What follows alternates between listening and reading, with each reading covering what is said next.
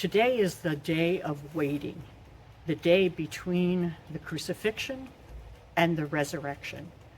And from our standpoint, we know that Sunday's coming. We know that Jesus rose. But when we think about his disciples at that time and think about what it was like for them to be in that day of waiting, we get a whole different perspective. And yet here's what we read in Luke 23, verses 55 and 56. Now the women who had come with him out of Galilee followed and saw the tomb and how his body was laid. Then they returned and prepared spices and perfumes. And on the Sabbath, they rested according to the commandment. In the midst of this kind of horrendous action that had been taken against their Lord, these women continued to be obedient in their waiting. They prepared the burial spices, as was the custom of the day. But then they didn't rush off to try and anoint Jesus then.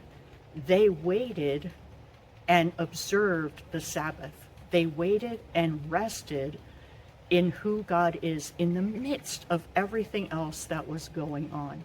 Sometimes we confuse waiting with a negative quality. Like, why aren't we doing something? Why aren't we out there? Why aren't we making something happen? But that is not the biblical sense of waiting. G. Campbell Morgan gave this explanation, which I think is helpful. He said, waiting for God is not laziness. Waiting for God is not going to sleep. Waiting for God is not the abandonment of effort.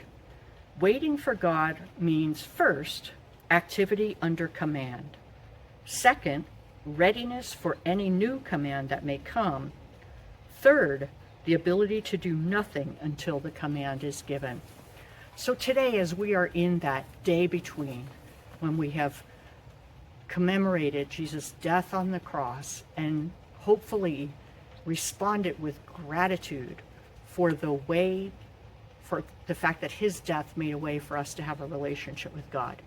And the day that we are looking forward to tomorrow, when we'll say, he is not here, he is risen, just as he said.